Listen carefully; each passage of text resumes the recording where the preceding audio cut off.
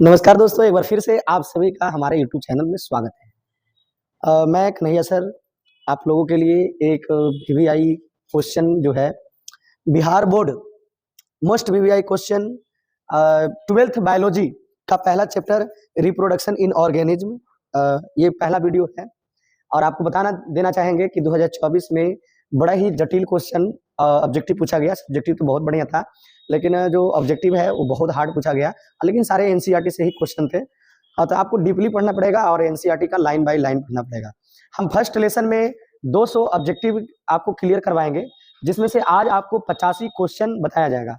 Video के last तक बने रहेंगे और देखेंगे। अगर आपको बोर्ड की अच्छी तैयारी करना है तो इसलिए आपको बारी बारी से क्वेश्चन को सॉल्व करना है, बारी बारी से क्वेश्चन को देखते रहना है, तभी जाके आप अच्छे मार्क्स लाएंगे। क्योंकि क्वेश्चन बैंक से क्वेश्चन अब दोहराता नहीं है, जिसके चलते बहुत सारे स्टूडेंट को परेशानियां होता है। इसलिए क्वेश्चन बैंक के भरोसे रहोगे तो हो सकता है नैया डूब जाए। इसलिए आप लोगों से निवेदन है कि आप एनसीईआरटी को लाइन बाय लाइन पढ़ें और उसी से क्वेश्चन आधारित है जो हमने बनाया है सर। ठीक है, तो क्वेश्चन को हम देखते हैं फटाफट। जो बच्चे अभी तक चैनल को सब्सक्राइब नहीं किए होंगे, फटाफट चैनल को सब्सक्राइब कर देंगे, ताकि ये जो मेरा अभियान है बायोलॉजी का वो लगातार चलता रहे, है ना, और उसको आप देखते रहे, है ना। चलिए आगे की बात समझते हैं।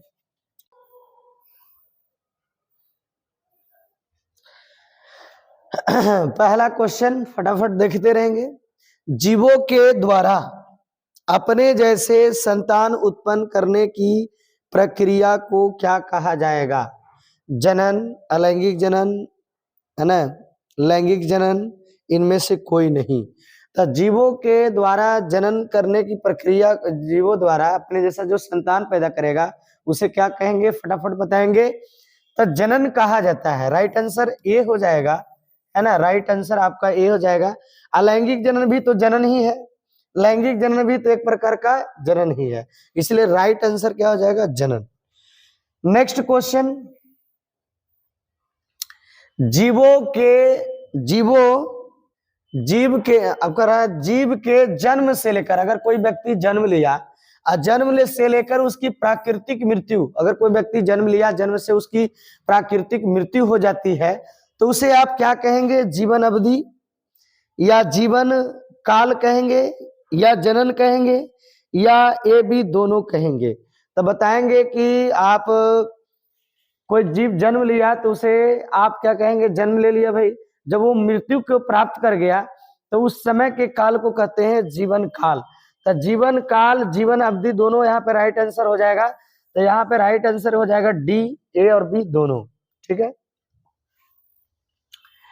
नेक्स्ट, सबसे कम दिनों तक जीवित रहने वाला प्राणी, है ना, सबसे कम दिनों तक जीवित रहने वाला प्राणी कौन है भाई? मैफ्लाई, तितली, तोता, कछुआ, कौन होगा इसमें? फटाफट बताएंगे। मैफ्लाई, तितली, तोता, कछुआ क्या होगा? तो यहाँ पे मैफ्लाई नाम की जो मक्खी है वो सबसे अधिक दिनों तक जीती है, तो राइट आंसर ए हो जाएगा। ठीक है ना। तोता तो आपको जान रहे हैं कि 140 वर्ष जीता है, तितली जो है 1 से 2 सप्ताह, कछुआ जो है आपको 100 से 150 वर्ष के आसपास जीता है ना। नेक्स्ट क्वेश्चन, सबसे अधिक दिनों तक जीवित रहने वाला प्राणी, सबसे अधिक दिनों तक जीवित रहने वाला प्राणी क्या है बताइए? तोता, कछुआ, रेडवुड, लारिया। तो ये तो देखिए, रेडवुड जो है सिकोया, ये तो आपको पौधा हो गया, लारिया ये तो पौधा हो गया, है ना। कछुआ तो भाई हाँ, कछुआ 100 से लेकर कितना साल तक जी सकता है? 150 वर्ष जी सकता है। तोता 140 साल तक जी सकता है। तो राइट आंसर क्या हो जाएगा? बी, है ना, कछुआ हो जाएगा राइट आंसर। लेकिन एक चीज और बताना चाहेंगे कि अगर कह देगा कि दूसरा ऐसा कौन प्राणी है जो अधिक दिनों तक जीता है, तो वहां पे कछुआ, ये तोता हो जाता है आंसर। नेक्स्ट, कछुआ का जीवन काल होता है, तो बताइए कछुए का जीवन काल क्या होता है? 140 वर्ष, 100 से 150 वर्ष, 60 वर्ष, 30 वर्ष, कितना साल होता है एक कछुए का जीवन काल? तभी बताया गया कि कछुए का जीवन काल 100 से लेकर 150 वर्ष के आसपास होता है ना। नेक्स्ट क्वेश्चन, फल मक्खी, फ्रूट फ्लाई का जीवन काल, फल मक्खी ड्रोसोफिला, है ना। बताइए कि उसका जीवन काल कितना होता है। क्या 1 महीना, 1 दिन, 1 से 2 सप्ताह, 6 माह। 6 माह तो घरेलू मक्खी का होता है। 1 से 2 सप्ताह तितली का होता है। 1 दिन होता है मैफ्लाई का, है ना। और 1 माह जो होता है आपको फल मक्खी का होता है। तब फल मक्खी का 1 माह, राइट आंसर ए हो जाएगा। 1 दिन जो होता है आपको मैफ्लाई का होता है, मैफ्लाई, है ना। मैफ्लाई का 1 दिन होता है। आपको तितली का होता है, तितली का ये हो जाएगा। और ये 6 महीना जो है घरेलू मक्खी का होता है, घरेलू मक्खी का होता है ना। नेक्स्ट क्वेश्चन फटाफट देखते रहेंगे। बरगद बनियान का जीवन काल कितना दिनों का होता है। क्या 300 से 500 वर्ष, है ना। और 2000 साल से 3000 साल, 3000 साल से 4000 और 11000 कितना होगा बताइए फटाफट, है ना। तो बताना चाहेंगे 11300 वर्ष तो लारिया वृक्ष का है, ये तो लारिया वृक्ष का हो गया, ठीक है। 3000 साल से 4000 ये तो पीपल का है ना, पीपल का ये हो गया। फिर आपको 2000 साल से 3000 ये तो आपका आ जाता है रेडवुड का, ये हो जाएगा, है ना। और फिर 300 से 500 बरस ये बरगद का हो जाएगा। तो राइट आंसर 300 से 500 वर्ष होगा राइट आंसर। चलिए नेक्स्ट वीवीआई क्वेश्चन है, ये सब देखते रहेंगे। धान राइस का जीवन काल कितना दिन का होगा। देखिए धान 3 महीने में भी तैयार होता है, 4 महीने, 3 से 4 वर्ष भी हो सकता है। अगर यहाँ 3 से 4 वर्ष होता है तो वो भी आंसर हो जाता है। अब 4 से 5 महीना है तो कोई दिक्कत नहीं, 5 से 6 महीना गेहूं का हो जाएगा। गेहूं का आपको 5 से 6 महीना, 25 वर्ष जो होता है गाय का होता है, 10 वर्ष जो होता है गुलाब का होता है। तो यहाँ पे राइट आंसर आपको लगाना पड़ेगा 4 से 5 महीना, लेकिन अगर यहाँ 3 से 4 महीना होता तो वो भी राइट आंसर हो जाता। नेक्स्ट, कौआ का जीवन काल होता है, कौआ, है ना। बउआ कौआ का जीवन काल क्या होगा। 25 वर्ष तो आपको गाय को बताया गया, 75 वर्ष जो है वो हाथी का होता है। यहाँ पे 30 से 40 वर्ष जो है आपको घोड़े की आयु होती है, और 14 वर्ष जो होता है वो आपको कौवे की आयु होती है। कौवे की आयु कितना वर्ष होता है, 14 वर्ष। ये किसकी आयु है, घोड़ा का आयु है ना। 75 वर्ष किसका आयु है, हाथी का। और 25 वर्ष है गाय का और केले का। गाय और केला 25 वर्ष के आसपास जीता है ना। तो राइट आंसर ये हो जाएगा। नेक्स्ट क्वेश्चन कहता है जब संतान ऑफ स्प्रिंग्स की उत्पत्ति एकल जनक द्वारा होता है तो उसे आप क्या कहेंगे। एकल जनक, सिंगल पेरेंट, बताइए सिंगल पेरेंट से होगा तो उसे आप क्या कहेंगे। क्लोन कहेंगे, एकल जनक के द्वारा होगा तो अलैंगिक जनन कहेंगे, है ना। जब संतान ऑफ स्प्रिंग्स की उत्पत्ति एकल जनक द्वारा होता है तो उससे क्या कहेंगे। बोलिए फटाफट क्या कहा जाएगा। क्लोन होगा, लैंगिक जनन होगा, लैंगिक जनन होगा। ये तो होगा नहीं कभी, है ना, लैंगिक जनन, क्योंकि 2 उसमें पेरेंट। अब हो गया कि अलैंगिक और क्लोन। तो क्लोन किसे कहते हैं, अलैंगिक जनन के द्वारा जो संतान पैदा लेगा उसे आप क्लोन कहेंगे। तो ये भी नहीं होगा, राइट आंसर हो जाएगा अलैंगिक जनन, है ना। नेक्स्ट क्वेश्चन फटाफट देखेंगे। अलैंगिक जनन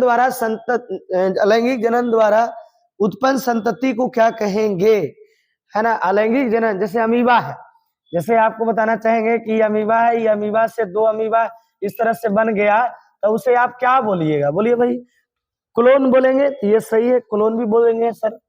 क्या प्राकृतिक क्लोन बोलेंगे, ये भी सही है ना। अप्राकृतिक क्लोन, आर्टिफिशियल क्लोन, ये भी दोनों क्या होगा राइट आंसर बताइए। अलैंगिक जनन के द्वारा उत्पन्न संतति को क्या कहेंगे, क्लोन या अप्राकृतिक क्लोन कहेंगे। तो राइट आंसर ए डी हो जाएगा आंसर, ठीक है फटाफट। या लेकिन यहाँ पे डी रहता सभी तो सभी हो सकता है। चलिए सबसे पहला अप्राकृतिक क्लोन किसका बनाया गया, फटाफट बताएंगे। क्या रोजी मेसी। देखिए रोजी एक गाय का नाम था, ठीक है, रोजी एक गाय का नाम था, डॉली एक भेड़ का नाम था, ठीक है। मेसी के बारे में कुछ पता नहीं है और इनमें से कोई नहीं बताए। अब 2 में से बताइए क्या होगा राइट आंसर। तो डॉली नामक भेड़ का सबसे पहला क्लोन बनाया गया था। और सबसे पहला परजीवी गाय कौन थी, परजीवी गाय सबसे पहला परजीवी जो गाय थी उसका नाम रोजी था। तो राइट आंसर तो ए हो जाएगा, है ना। ऑप्शन, चारों ऑप्शन को हम सॉल्यूशन करवा रहे हैं, ठीक है ना, इसलिए विशेष तौर पे ध्यान देंगे। क्लोन अपने पैतृक लक्षण पेरेंटल कैरेक्टर के किस रूप में समान होते हैं? ये जो क्लोन होते हैं, क्लोन बताइए किस रूप में पेरेंट के समान होंगे? क्या आनुवांशिकी में, आकारकी में, आंतरिकी में, ये भी दोनों में? क्या होगा राइट आंसर? तो आनुवांशिकी में तो समान होंगे भाई, और आकारकी में भी समान होंगे, ठीक है, आंतरिकी में नहीं होंगे। तो राइट आंसर हो जाएगा क्या? डी। ये भी दोनों, आनुवांशिकी और आकारकी, मतलब जेनेटिकली और मॉर्फोलॉजिकली दोनों हो जाएगा। तो राइट आंसर डी हो जाएगा। नेक्स्ट क्वेश्चन फटाफट देखेंगे। अलैंगिक जनन करने वाले जीवों में क्लोन तैयार करने की क्रिया को क्या कहा जाता है ना? सॉरी, लैंगिक जनन जो करता है जीव, उसमें अगर आप क्लोन तैयार करेंगे, जैसे मनुष्य है, तो अगर मनुष्य में क्लोन तैयार करेंगे तो उसे आप क्या बोलेंगे?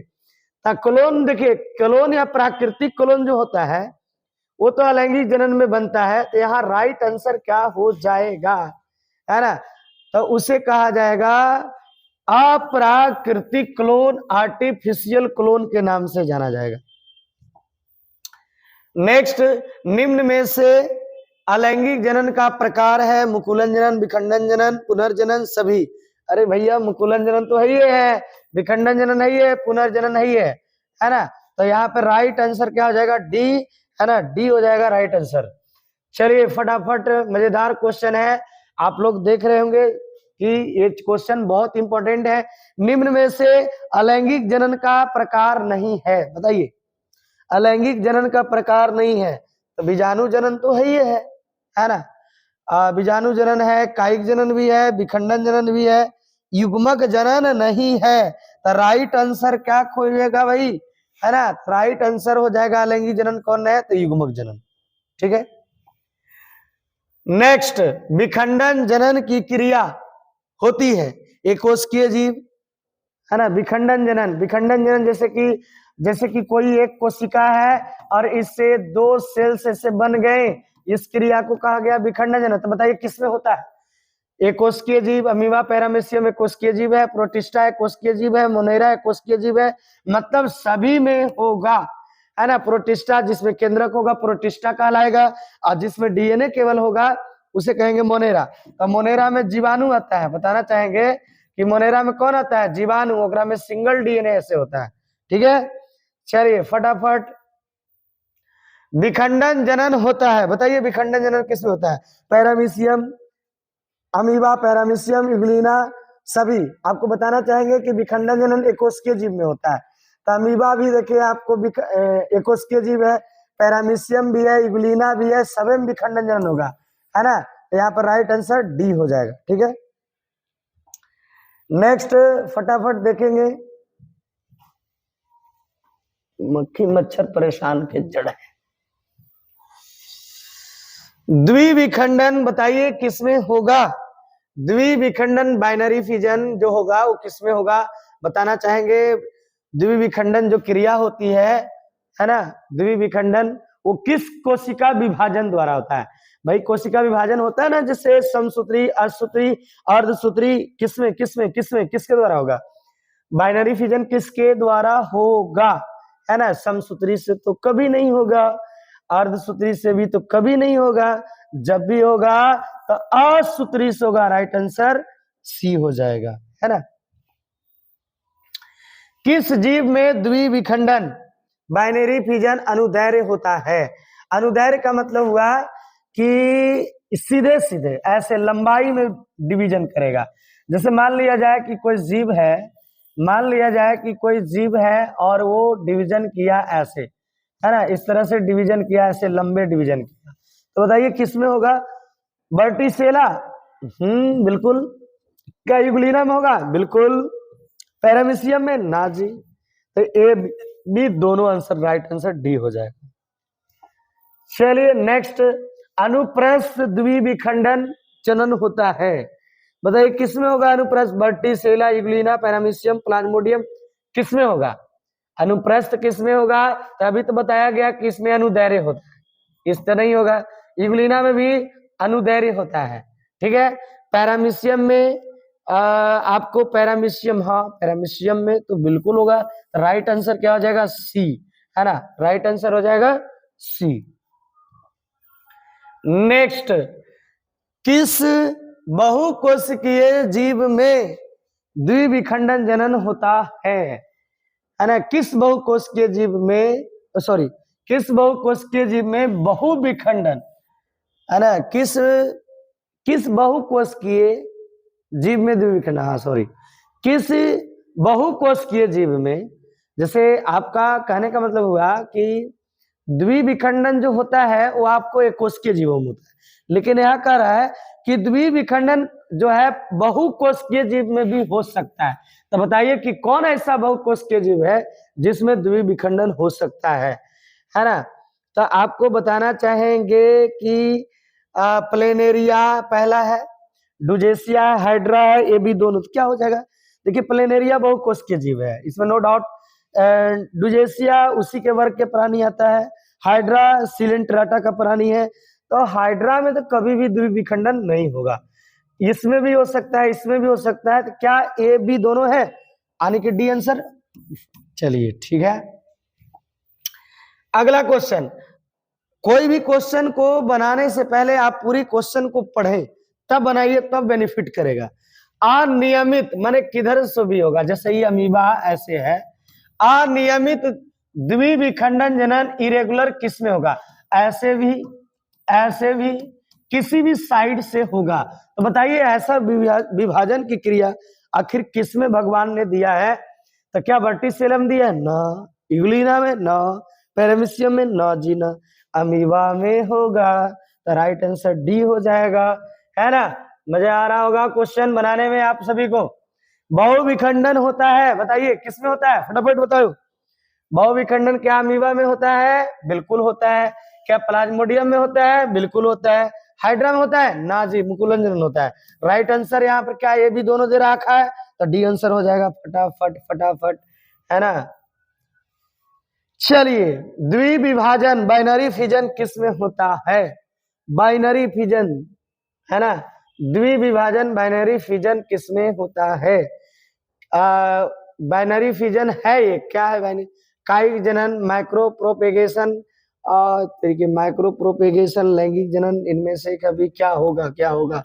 ये देखिए ये दोनों दे दिया है, माइक्रो प्रोपेगेशन, तो ये राइट आंसर माइक्रो प्रोपेगेशन ही होगा। यहाँ पे एक को कट कर लीजिए, यहाँ राइट आंसर जो हो जाएगा वो सी ही है, लेकिन दोनों सी है सर, इसमें दिया हुआ मिसअंडरस्टैंडिंग क्वेश्चन में आ गया है ना। लेकिन माइक्रो प्रोपेगेशन यानी सी आंसर, दोनों सी तो एक ही है ना, कोई बात नहीं, सी आंसर मतलब समझ जाइए, ठीक है, दोनों एक ही है। डी में ये सी हो गया, यानी कि ए हो गया, यहाँ पे इसको बी कर दीजिए, ये भी बी कर सकते हैं, और ये हो जाएगा सी, और डी में इनमें से कोई नहीं कर सकते। तो राइट आंसर से मतलब रखिए कि द्विविखंड विभाजन जो होता है माइक्रो प्रोपेगेशन, वो आपको कहलाता है, जैसे द्विविभाजन को ही माइक्रो प्रोपेगेशन के नाम से जाना जाता है। नेक्स्ट, अमीबा में द्विविखंडन जनन होता है किसके द्वारा? तो अमीबा में देखिए जितने कोशिकीय जीव है उसमें असूत्री कोशिका विभाजन के द्वारा द्विविखंडन होता है, लेकिन यहाँ पर द्विविखंडन किसके द्वारा होगा? तो बताइए फटाफट, क्या समसूत्री द्वारा, असूत्री द्वारा, असूत्री द्वारा, इनमें से कोई नहीं, किसके द्वारा होगा? बताइए बताइए फटाफट फटाफट। तो अमीबा एक ऐसा एक कोशिकीय प्राणी है जिसमें समसूत्री द्वारा एक अमीबा से दूसरा अमीबा बनने की क्रिया होती है ना। नेक्स्ट क्वेश्चन फटाफट, निम्न में से कौन कोशिका विभाजन का प्रकार है? कोशिका विभाजन क्या समसूत्री कोशिका विभाजन का प्रकार है, अर्धसूत्री, असूत्री कि सभी? यहाँ राइट आंसर सभी हो जाएगा, सभी कोशिका विभाजन का एक प्रकार है, ठीक है। नेक्स्ट, असूत्री ये माइटोसिस कोशिका विभाजन की क्रिया होती है, किसमें होगी भाई? क्या यूनिसेलुलर में? देखिए जनन जर्म सेल में जो होता है वो आपको, ये जर्म सेल में आपको क्या क्या क्या क्या क्या, इसमें देखिए असूत्री होगा, ठीक है, इसमें अर्धसूत्री होगा, ठीक है, इसमें अर्धसूत्री होगा, ठीक है, इसमें कायिक जनन है ना, कायिक कोशिका है ना, तो इसमें समसूत्री होगा, ठीक है, समसूत्री होगा। इसमें भी देखा जाए तो असूत्री समसूत्री दोनों होगा। तो यानी कि आपको राइट आंसर क्या हो जाएगा, ए। कोशिकीय जीवों में असूत्री विभाजन होता है, लेकिन किसको छोड़कर, अमीबा को छोड़कर, ठीक है ना, किसको छोड़कर, अमीबा को छोड़कर। नेक्स्ट बताते हैं, असूत्री कोशिका विभाजन में डॉटर सेल में गुणसूत्रों की संख्या, गुणसूत्रों की संख्या मदर सेल के गुणसूत्रों की संख्या के कितनी होगी। जैसे कि मान लिया जाए कि कोई सेल है, ठीक है, और ये एक कोशिकीय कोशिका का सेल है, एक कोशिका वाला, आप प्लाज्मोडियम ले लीजिए, कुछ भी ले लीजिए, ठीक है, मतलब एक कोशिकीय है, और एक से ही दो बनेगा, है ना, दो सेल ऐसे बन गया। अब कह रहा है कि डॉटर सेल में गुणसूत्रों की संख्या मदर सेल के गुणसूत्रों की संख्या के क्या कितनी होगी। तो इसमें क्या होता है कि अगर मदर सेल में, ये मदर सेल है, इसमें 40 है, तो एक में 20 चल जाएगा, एक में 30 चल जाएगा, एक में 10 चल जाएगा। न तो बराबर हुआ, न तो आधा हुआ, न तो दुगना हुआ, बल्कि क्या हो जाएगा, असमान हो जाएगा, है ना। तो इस तरह से विभाजन की क्रिया होती है तो असमान हो जाती है। ठीक है, फटाफट देखते रहेंगे। मच्छर की औलाद सब आके बैठ जाता है। समसूत्री कोशिका विभाजन होता है, समसूत्री किसमें होगा, यूनिसेलुलर में तो बता ही रहे हैं कि असूत्री होगा, इसमें असूत्री होगा, ठीक है। जर्म सेल में समसूत्री होगा, जर्म सेल में समसूत्री होगा, ठीक है। सॉरी क्या बोल दिए, गलती बोल दी है जी, है ना, यूनिसेलुलर में असूत्री होगा, ये तो सही बात है। और फिर क्या है, जर्म सेल तो इसमें अर्धसूत्री होगा, ठीक है, अर्धसूत्री होगा। और फिर सोमेटिक सेल है तो इसमें समसूत्री होगा, समसूत्री। तो बताइए जी फटाफट क्या होगा, राइट आंसर बताइए, समसूत्री किसमें होगा। तो राइट आंसर तो बता दिया गया कि सोमेटिक सेल कायिक कोशिका में होता है, ठीक है। नेक्स्ट, समसूत्री कोशिका विभाजन में डॉटर सेल में गुणसूत्रों की संख्या मदर सेल के गुणसूत्रों की संख्या के कितनी होती है। जैसे मान लिया जाए कि कोई कोशिका ही है ना, और इसमें गुणसूत्र 40, ठीक है, और जब कोशिका विभाजन हुआ तो इसमें भी गुणसूत्र 40 हो गया, तो ऐसे विभाजन को आप क्या बोलेंगे, समसूत्री बोलेंगे। तो समसूत्री अगर होता है तो बताइए कि डॉटर सेल में गुणसूत्रों की संख्या मदर सेल के गुणसूत्रों की संख्या क्या होगा, बराबर, आधा, दुगना, असमान। यहाँ पर इक्वल होगा, बराबर होगा, ठीक है ना, फटाफट बराबर होगा। समसूत्री माइटोसिस कोशिका विभाजन में, अब है कि समसूत्री माइटोसिस कोशिका विभाजन में अगर मदर सेल में गुणसूत्र है, गुणसूत्रों की संख्या 46 है ना, मदर सेल में गुणसूत्रों की संख्या 46 है, तो डॉटर सेल में गुणसूत्रों की संख्या क्या होगा, यहाँ पर बताओ कितनी होगी। जैसे कि अगर कोई कोशिका है और ये विभाजन किया और 2 सेल बनाया, तो इसमें बता रहा है कि मदर सेल में 40, तो बताइए डॉटर आयु कोशिका कैसे विभाजन कर रहा है, समसूत्री कर रहा है, तो बताइए कि यहाँ डॉटर सेल में गुणसूत्र कितना होगा। अरे भैया 40 होगा, सम माने बराबर, सम मतलब बराबर, सूत्रों का मतलब गुणसूत्र, तो बराबर बराबर होगा, तो राइट आंसर क्या हो जाएगा बताइए, तो 46 होगा, ठीक है। नेक्स्ट, समसूत्री माइटोसिस कोशिका विभाजन सहायक है, तो बताइए समसूत्री कोशिका विभाजन जो सहायक है, क्या युग्मनज विभाजन में, जायगोट के विभाजन में, क्या भ्रूणीय विकास में, क्या कायिक कोशिकाओं के विभाजन में, कि सभी में। तो बताना चाहेंगे कि जब जायगोट बनता है अंडाणु शुक्राणु से, अंडाणु शुक्राणु के मिलने से जब जायगोट बनता है, ठीक है ना, जब जायगोट बनता है तो ये जायगोट जो विभाजन करता है समसूत्री करता है, और भ्रूणीय विकास जो हम लोग माता के शरीर में रहते हैं वो भी आपको समसूत्री से होगा, और कायिक कोशिका भी समसूत्री से। तो यहाँ राइट आंसर क्या हो जाएगा, डी, है ना, सभी हो जाएगा आंसर। अगला, अर्धसूत्री कोशिका विभाजन की क्रिया होती है, बताइए किसमें होगा।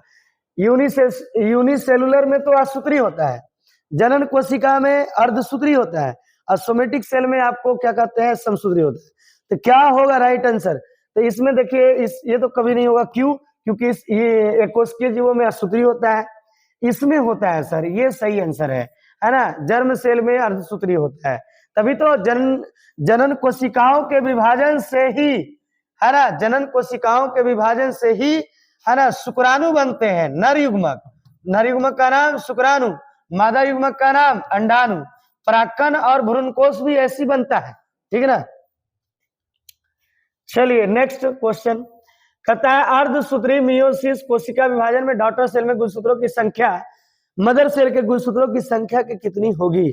अगर क्वेश्चन आल है कि अगर मान लिया जाए कोई कोशिका है और ये कोशिका विभाजन किया और 2 कोशिका इससे बना लिया, अब मदर सेल में गुणसूत्र मान लिया 40 है और फिर कह रहा है कि डॉटर सेल में गुणसूत्रों की संख्या, डॉटर सेल में गुणसूत्र अगर 20-20 जैसे, तो अर्धसूत्री क्या कहता है कि मदर सेल में 40 है तो डॉटर सेल में हाफ हो जाएगा, डॉटर सेल में क्या हो जाएगा, हाफ हो जाएगा। तो क्वेश्चन है कि अर्धसूत्री कोशिका विभाजन में डॉटर सेल में गुणसूत्रों की संख्या मदर सेल के गुणसूत्रों की संख्या, जैसे डॉटर सेल के गुणसूत्रों की संख्या मदर सेल के गुणसूत्रों की संख्या के कितना होगा। डॉटर सेल में गुणसूत्रों की संख्या मदर सेल के गुणसूत्रों की संख्या के कितना होगा। मदर सेल से कितना होगा, तो 20 होगा, मतलब आधा होगा, है ना। तो यहाँ राइट आंसर हो जाएगा आधा, है ना, हाफ। बराबर रहेगा तो समसूत्री, असमान रहेगा तो असूत्री, आधा रहेगा तो अर्धसूत्री, ठीक है। नेक्स्ट, अर्धसूत्री कोशिका विभाजन में डॉटर सेल में गुणसूत्रों की संख्या 23 है तो मदर सेल में गुणसूत्रों की संख्या कितना होगा। जैसे कोई कोशिका है, इसमें गुणसूत्र 23 है और ये कोशिका है, सॉरी एक कोशिका है अर्धसूत्री कोशिका विभाजन में डॉटर सेल में गुणसूत्रों की संख्या, चलिए डॉटर सेल है, इसमें गुणसूत्र 23 है, तो कह रहा है कि मदर सेल में गुणसूत्रों की संख्या कितना होगा। तो हाफ है तो इसमें 46 ना होगा, क्योंकि अर्धसूत्री कर रहा है। तो क्या होगा राइट आंसर बताइए जी, राइट आंसर क्या होगा। मदर सेल में कितना गुणसूत्र होगा, है ना, कितना होगा 46 होगा राइट आंसर, है ना। मदर सेल में गुणसूत्र कितना होगा 46। इसीलिए जैसे हम लोग हैं तो हम लोगों में गुणसूत्र 46 मेल रहे या फीमेल रहे, और जब विभाजन करेगा तो अंडाणु शुक्राणु जब बनेगा तो उसमें 23 आ जाएगा, ठीक है ना। चलिए यूनिक क्वेश्चन फटाफट। जंतुओं में अंडाणु शुक्राणु, देखिए चर्चा कर रहे थे अभी भी, तुरंत क्वेश्चन आ गया कि जंतु में अंडाणु शुक्राणु किस विभाजन से बनता है, बताइए फटाफट। तो क्या अर्धसूत्री से, असूत्री से, अर्धसूत्री से किससे बनेगा। तो अर्धसूत्री विभाजन से अंडाणु शुक्राणु बनता है, ठीक है। चलिए पौधा में परागकण और भ्रूणकोश किसके विभाजन से बनता है। पोलेन, परागकण और इम्ब्रायो सैक किसके विभाजन से बनेगा। असूत्री, समसूत्री, अर्धसूत्री, सभे से किससे होगा बताइएगा फटाफट, है ना। जैसे शुक्राणु की तुलना परागकण से कीजिए, अंडाणु की तुलना आप भ्रूणकोश से कीजिए।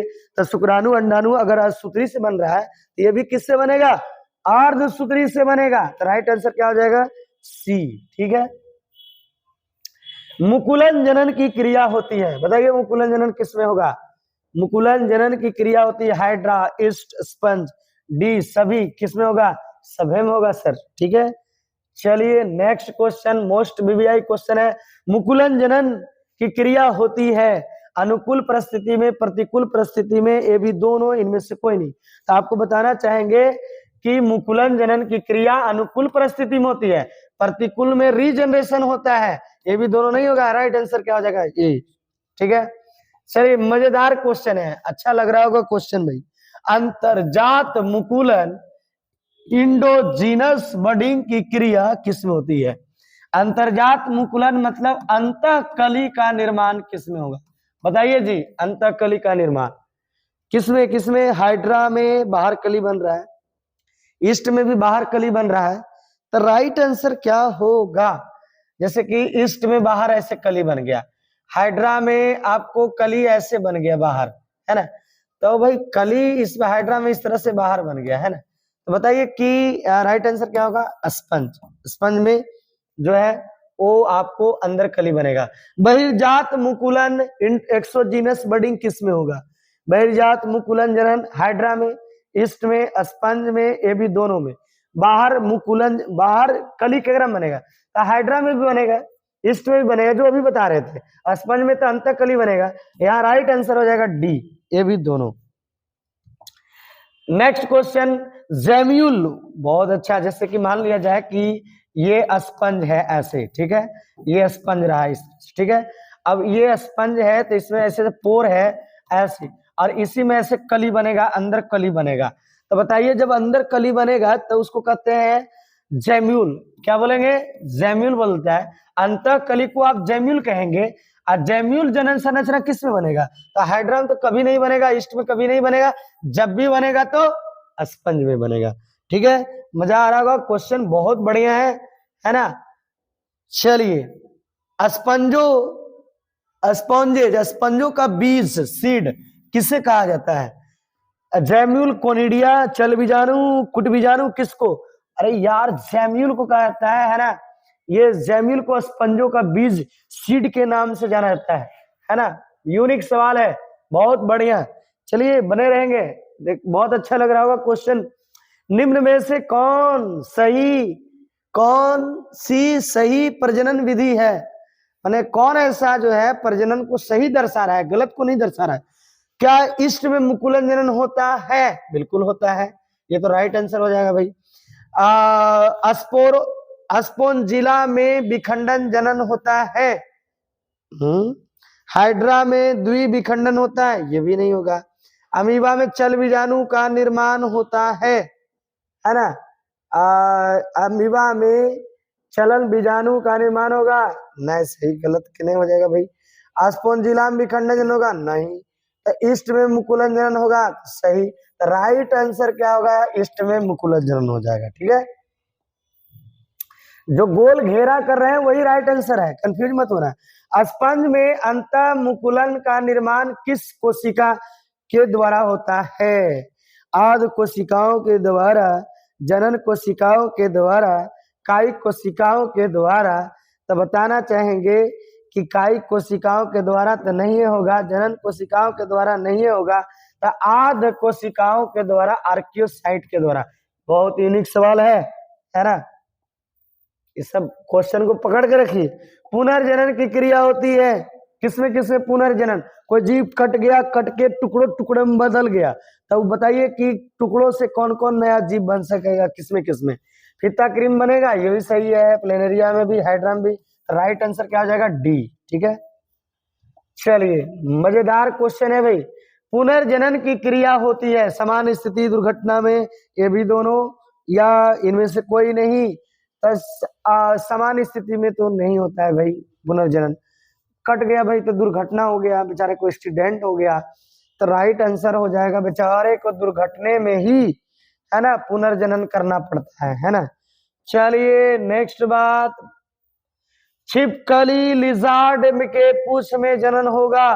देखते होंगे कि छिपकली को डंडे से मारिए, उसकी पूंछ टूटकर ऐसे नचने लगेगी। तो बताइए कि उसमें नई पूंछ आएगी, किसके द्वारा नई पूंछ आएगी? क्या बीजाणु जनन के द्वारा? नहीं। क्या पुनर्जनन के द्वारा? बिल्कुल। मुकुलन जनन के द्वारा? नहीं। विखंडन जनन के द्वारा? नहीं। किसके द्वारा आएगा? पुनर्जनन के द्वारा। ठीक है, नेक्स्ट क्वेश्चन, अगला क्वेश्चन जो है, अमीबा ईस्ट कोशिकीय जीवों का वृद्धि भाग कौन होता है? जैसे मान लिया जाए कि ये अमीबा है और ये अमीबा कट जाएगा भी तो नया अमीबा बना सकता है, लेकिन कहता है इसका वृद्धि भाग क्या है? केंद्रक है, कोशिका द्रव्य है, क्या है भाई? मध्य त्वचा, बाह्य त्वचा, क्या है? तो राइट आंसर हो जाएगा अमीबा में केंद्रक। कोई भी एक कोशिकीय जीव है, उससे अगर दूसरा जीव बन रहा है तो केंद्रक होना आवश्यक है। कहता है स्पंज और हाइड्रा में वृद्धि भाग क्या होगा? स्पंज और हाइड्रा का वृद्धि भाग होगा, उसमें बाहरी त्वचा होता है ना। जैसे कि हाइड्रा है, जैसे ही मान लिया जाए कि ऐसे ही हाइड्रा है, तो हाइड्रा में दो त्वचा होता है, एक बाह्य त्वचा होता है और एक मध्य त्वचा होता है। एक होता है आपको बाह्य त्वचा, है ना, एक होता है आपको मध्य त्वचा। दो त्वचा, सॉरी, बाह्य त्वचा और अंतः त्वचा होता है इसके पास। तो बताओ कौन होगा? बाह्य त्वचा और अंतः त्वचा, है ना। मध्य त्वचा तो होता नहीं है, तो राइट आंसर बी और सी दोनों हो जाएगा, अंतः त्वचा और बाह्य त्वचा। ठीक है, तो ए और बी और सी दोनों, तो यहाँ पर आंसर सुधार लीजिएगा, बी सी दोनों, है ना, गलत है यहाँ टाइपिंग है। चलिए, फित्ता कृमि, टैप वर्म और प्लेनेरिया का वृद्धि भाग होता है, क्या होता है? मध्य त्वचा, अंत त्वचा, बाह्य त्वचा, सभ्य, क्या होगा? तो बताना चाहेंगे कि सब होगा सर, है ना, बाह्य त्वचा, मध्य त्वचा सब होगा। बीजाणु जनन की क्रिया होती है केकरा केकरा में? पेनिसिलियम में कोनिडिया बनता है ना, म्यूकोर, क्लेमाइडोमोनास चल बीजाणु बनता है ना। ये डी सभी, राइट आंसर क्या हो जाएगा? डी सभी सभी सभी सभी में होगा, ठीक है। चलिए, मजेदार क्वेश्चन है, बीजाणु जनन में बीजाणु स्पोर का निर्माण किसके द्वारा होता है? जैसे बीजाणु जनन हो रहा है तो बताना चाहेंगे कि थोड़ा सा केंद्रक उसमें चाहिए और उसके चारों तरफ कोशिका द्रव ऐसे रहेगा, है ना, कोशिका द्रव गिर जाएगा, तो ई बन गया स्पोर, क्या बन गया? स्पोर बन गया बीजाणु। तो बताइए किसके द्वारा होगा? कोशिका द्रव सही है, केंद्रक भी लगेगा, तो राइट आंसर ए और बी दोनों हो जाएगा, है ना, डी आंसर। नेक्स्ट, चल बीजाणु या जल बीजाणु, अंग्रेजी में जूस्पोर का निर्माण किसके द्वारा होगा? क्लेमाइडोमोनास में होगा, म्यूकोर में होगा, पेनिसिलियम में होगा, हाइड्रा में होगा। अरे क्या यूनिक सवाल है यार, क्लेमाइडोमोनास में चल बीजाणु बनता है। जैसे ये रहा चल बीजाणु, है ना, ये चलेगा चलेगा चल बीजाणु, है ना, दौड़ेगा पानी में, ठीक है, बहुत बढ़िया क्वेश्चन है। अचल बीजाणु किसमें पाया जाता है? अचल बीजाणु किसमें पाया जाता है? यूलोथ्रिक्स, स्पाइरोगैरा, पेनिसिलियम, ये भी दोनों किसमें अचल बीजाणु पाया जाता है? तो बताइए कि अचल बीजाणु यूलोथ्रिक्स में भी, स्पाइरोगैरा में भी पाया जाता है, पेनिसिलियम में भी पाया। अचल बीजाणु अचल बीजाणु अचल बीजाणु, यूलोथ्रिक्स, स्पाइरोगैरा, पेनिसिलियम, ये भी दोनों, तो यहाँ पर क्या हो जाएगा? जिसमें अचल बीजाणु का निर्माण होता है, तो अचल बीजाणु का निर्माण ए बी दोनों हो जाएगा। ऐसे पेनिसिलियम में भी होता है अचल बीजाणु का निर्माण, लेकिन अगर आप यहाँ पे देखना चाहेंगे कि जो अचल बीजाणु है, ये अचल बीजाणु अगर डी में सभी रहता ना तो सभी हो जाता, लेकिन यहाँ पे आपको क्वेश्चन बनाना है, छोड़ना नहीं है। तो यूलोथ्रिक्स, स्पाइरोगैरा में अचल बीजाणु बनते हैं, ठीक है। फिर लिखिए, समझिए, सुप्त बीजाणु का निर्माण किसमें होता है? बाउचेरिया, प्रोटोसाइफॉन, क्लेमाइडोमोनास, ये भी दोनों। तब सुप्त बीजाणु जो बाउचेरिया में भी और प्रोटोसाइफॉन में भी आयनी की, डी आंसर हो जाएगा, ठीक है। चलिए फटाफट नेक्स्ट क्वेश्चन, कोनिडिया का निर्माण किसमें होता है? बताइए, कोनिडिया, पेनिसिलियम में, एस्परजिलस में, म्यूकोर में, ये भी दोनों। देखिए, आपको पता होगा कि पेनिसिलियम में बनता है कोनिडिया, लेकिन आपको बताना चाहेंगे कि एस्परजिलस में भी कोनिडिया बनता है, तो राइट आंसर क्या हो जाएगा? डी, ठीक है, राइट आंसर डी हो जाएगा आंसर। फिर देखिए, क्लेमाइडोस्पोर का निर्माण किसमें होता है? तो आपको लगेगा क्लेमाइडोमोनास में होता है, तो नहीं, क्लेमाइडोस्पोर का निर्माण म्यूकोर में होता है, ठीक है। नेक्स्ट, चल बीजाणु की गति करता है। अगर चल बीजाणु चलता है तो कैसे चलेगा? बताइए कैसे चलेगा? कशाभिका, है ना, माने फ्लैजिला के द्वारा, सिलिया के द्वारा, केंद्र के द्वारा, किसके द्वारा पानी में चलेगा? है ना, जैसे ही इसके पास ऐसे फ्लैजिला, तो केकरा द्वारा चलेगा? बोलो, फ्लैजिला के द्वारा, कशाभिका के द्वारा ही चलेगा, राइट आंसर ए हो जाएगा। चलिए, बहुत बढ़िया, खंडन जनन, फ्रेगमेंटेशन की क्रिया होती है। खंडन जनन किसमें? Spirogyra, ulothrix, chlamydomonas, D, A B दोनों, राइट आंसर डी हो जाएगा, ए बी दोनों, है ना। चलिए अगला क्वेश्चन, खंडन जनन फ्रेगमेंटेशन होता है अनुकूल परिस्थिति में, प्रतिकूल परिस्थिति में, ये भी दोनों में, इनमें से कोई नहीं। अरे भैया, खंडन जनन प्रतिकूल परिस्थिति में होता है ना, ये जो है प्रतिकूल परिस्थिति में होता है खंडन जनन। चलिए आगे का टॉपिक, पौधों में कैकीय भाग, जड़ों तनोपतियों से अगर कोई जनन करता है कोई पौधा, तो उसे आप क्या कहेंगे? कायिक जनन, लैंगिक जनन, अलैंगिक जनन, सभ्य, देखिए कायिक जनन अलैंगिक जनन है, मानते हैं, सही बात है, लेकिन अलैंगिक जनन ढेर प्रकार के होता है, उसमें सबसे छोटा में आइए कायिक जनन, तो राइट आंसर ए हो जाएगा। ठीक है, जड़ों द्वारा कायिक जनन किस पौधे में होता है? बताइए, डहेलिया, शकरकंद, शीशम का पेड़, किस में होगा, किस में होगा, किस में होगा? तो देखिए डहेलिया में भी होता है, शकरकंद में होता है, शीशम के पेड़ में। राइट आंसर क्या हो जाएगा? डी, सभी।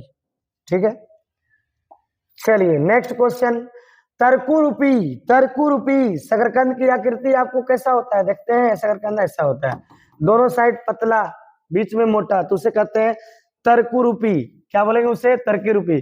तो शकरकंद, डहेलिया, गाजर, ये भी दोनों, तो शकरकंद और डहेलिया दोनों का आकार होता है तर्कुरूपी, डी आंसर हो जाएगा। अगला, प्रकंद, राइजोम, तना स्टीम किसमें पाया जाता है? बताइए, राइजोम किसमें पाया जाएगा? राइजोम। केला, अदरक, हल्दी, सफेद, जल्दी बताओ ना यार, फटाफट, डी आंसर हो जाएगा, है ना। अब है पर्व संधि, किसमें पाया जाता है? पर्व संधि, गठिया, गेट, किस में पाया जाता है? आलू में, अदरक में, प्याज में, शकरकंद में। 1 ग्राम नहीं है, 1 ग्राम नहीं है, 1 ग्राम नहीं है, तो आंसर क्या होगा भाई? बी, है ना, अदरक में। घनकंद, कॉर्म, ओलवा देखे एकदम बैठ जाता है, ढेर बड़का गुगो, है ना, 3-3, 4-4 किलो को घन जैसा बैठ गया। तो बताइए, अरबी कहिए या कंदा कहिए, यहाँ लिखा गया एक में ज्वाइंट करके, है ना। ओल, कच्चू, कंदा, सबे होगा, डी आंसर होगा, है ना। कंद, ट्यूबर, बड़ी बढ़िया सवाल है, ट्यूबर, कंद केकरा में पाया जाता है? प्याज, आलू, अदरक, डी सभी, केकरा में? प्याज में मारिए सटाक से, है ना। आलू, पोटैटो के आंख को क्या कहते हैं? आलू के आंख को क्या बोलेंगे? पर्वसंधित अदरक में होता है। कच्छस्थ कलिका, अपस्थानिक कलिका, तो भाई अदरक ये नहीं है, ये नहीं है, राइट आंसर ए हो जाएगा, बी, है ना, कच्छस्थ कलिका, है ना, कच्छस्थ कलिका होगा राइट आंसर। बल्ब, शलकंद, है ना। एक मिनट, एक क्वेश्चन लगता है हमने क्या बताया? ओ, कंद, यहां फिर से 1 मिनट, कंद, ये जो कंद होता है, कंद आपको बताना चाहेंगे, ट्यूबर मतलब कंद आपको आलू में पाया जाता है। ठीक है, कंद आलू में पाया जाता है, एक बार दोहरा लीजिएगा, कंद आलू में पाया जाता है। ठीक है, और आलू के आंख को आप क्या बोलेंगे? कच्छस्थ कलिका कहेंगे, एक्सिलरी बड कहेंगे। ठीक है, और फिर यहाँ पे है बल्ब या सलकंद, किस में पाया जाता है? तो प्याज में पाया जाता है, बल्ब या सलकंद। ठीक है, बल्ब या सलकंद प्याज में पाया जाता है।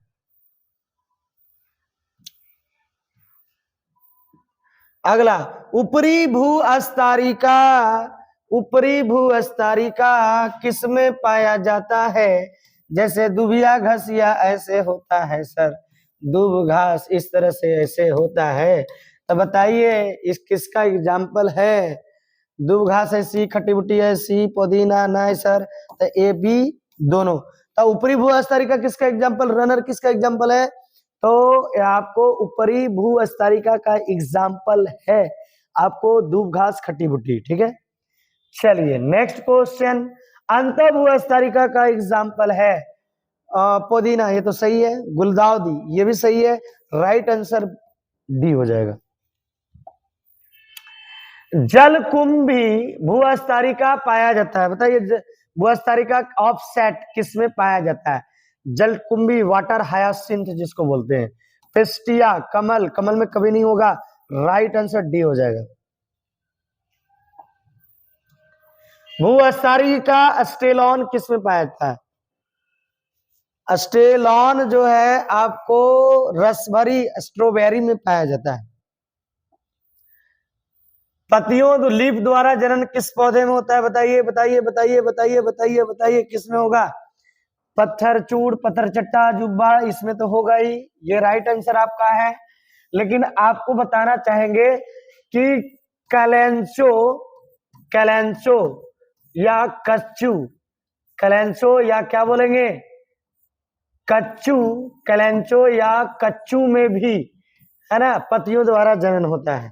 ठीक है, पत्थरचूड़ में तो होता ही है, लेकिन कच्चू में भी होता है। ठीक है, तो अगला क्वेश्चन फटाफट देखेंगे।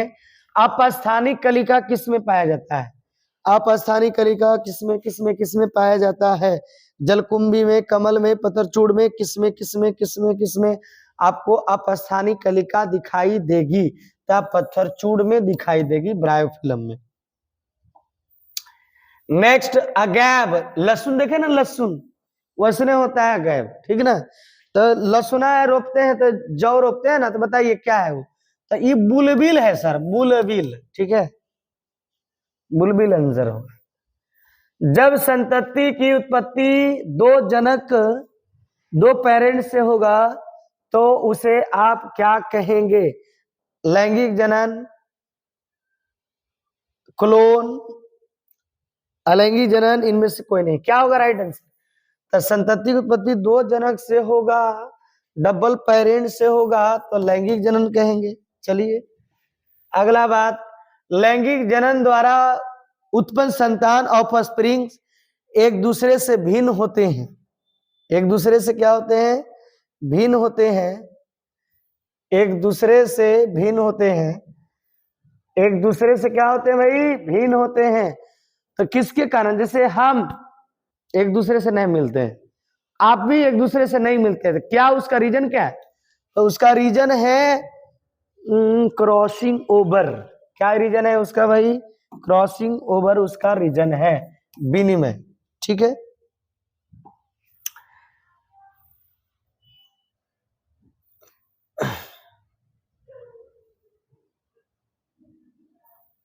लैंगिक जनन के द्वारा उत्पन्न संतान और ऑफस्प्रिंग्स एक दूसरे से भिन्न होते हैं। एक मिनट, लैंगिक जनन के द्वारा उत्पन्न संतान और ऑफस्प्रिंग्स एक दूसरे से भिन्न होते हैं, है ना। तो यहाँ पे क्रॉसिंग ओवर भी दिया हुआ है, वेरिएशन भी दिया हुआ है, एक दूसरे से भिन्न होते हैं। तो यहाँ पे राइट आंसर सॉरी सी हो जाएगा, विभिन्नताओं के कारण, है ना। राइट आंसर क्या हो जाएगा? विभिन्नताओं के कारण। अगर विभिन्नताएं नहीं होता तब विनिमय हो जाता, अगर विभिन्नताएं नहीं होता तब विनिमय आंसर हो जाता, राइट आंसर। ठीक है, चलिए आगे का क्वेश्चन। विनिमय, क्रॉसिंग ओवर अर्धसूत्री विभाजन के किस अवस्था में होता है? पैकिटिन। बहुत यूनिक सवाल है कि पैकिटिन अवस्था में होता है क्रॉसिंग ओवर की। विनिमय क्रॉसिंग ओवर होता है किस समय होता है? तो युग्मक जनन के दौरान होता है विनिमय। और युग्मक जनन के दौरान शुक्राणु बनेगा, शुक्राणु जनन, अंडाणु बनेगा, अंडाणु जनन। कहता है लैंगिक जनन में निषेचन पूर्व अवस्था, निषेचन के पहले क्या क्या चीज? अंडाणु शुक्राणु का बनना, युग्मक जनन हो सकता है, मैथुन होगा, नर मादा का फिजिकली रिलेशन मैटिंग कहलाएगा, युग्मक का स्थानांतरण, गैमिट जो है एक, जैसे ये शुक्राणु है, ये शुक्राणु गति करते हुए अंडाणु तक ऐसे चला गया, तो इसको कहेंगे युग्मक का स्थानांतरण। राइट आंसर जो हो जाएगा डी हो जाएगा सभी। चलिए आगे की बात, युग्मक निम्न की प्रक्रिया है, युग्मक है ना, निम्न की प्रक्रिया है, किसके द्वारा, किस प्रक्रिया से युग्मक बनेगा? क्या युग्मक जनन से, है ना। युग्मक निम्न की प्रक्रिया है, तो युग्मक किसकी प्रक्रिया द्वारा बनेगा? क्या युग्मक जनन द्वारा, शुक्राणु जनन द्वारा, अंडाणु जनन द्वारा, बीजाणु जनन द्वारा? तो बनेगा युग्मक जनन के द्वारा, है ना, युग्मक जनन के द्वारा बनेगा। राइट आंसर ये हो जाएगा। चलिए नेक्स्ट क्वेश्चन, युग्मक जनन की प्रक्रिया को क्या कहेंगे, है ना। अच्छा एक मिनट रुको, कहाँ पे दिक्कत है?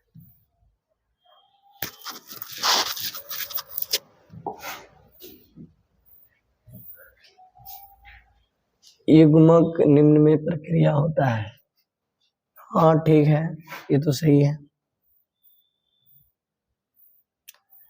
युग्मक जनन गैमेटोजेनेसिस की क्रिया होती है, अच्छा अच्छा, क्वेश्चन देखिए, युग्मक जनन गैमेटोजेनेसिस की क्रिया होती है, तो जैसे कि शुक्राणु अंडाणु बनेगा किस विभाजन से, असूत्री, समसूत्री, असूत्री, किससे बनेगा?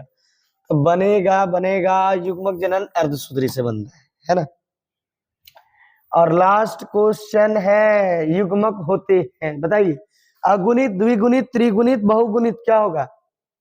तो बताना चाहेंगे कि युग्मक अगुणित होते हैं, हैप्लॉइड होते हैं, एन होते हैं, है ना। वीडियो अच्छा लगा हो तो जल्दी जल्दी चैनल को सब्सक्राइब कीजिए और अधिक से अधिक लोगों को शेयर कीजिए। आपको 2025 की जो परीक्षा होगी उसकी बेहतर तैयारी के लिए हम जुटे हुए हैं, ठीक है। वीडियो के लास्ट तक बने रहने के लिए धन्यवाद। मिलते हैं नेक्स्ट वीडियो इसके सेकेंड पार्ट के साथ, है ना।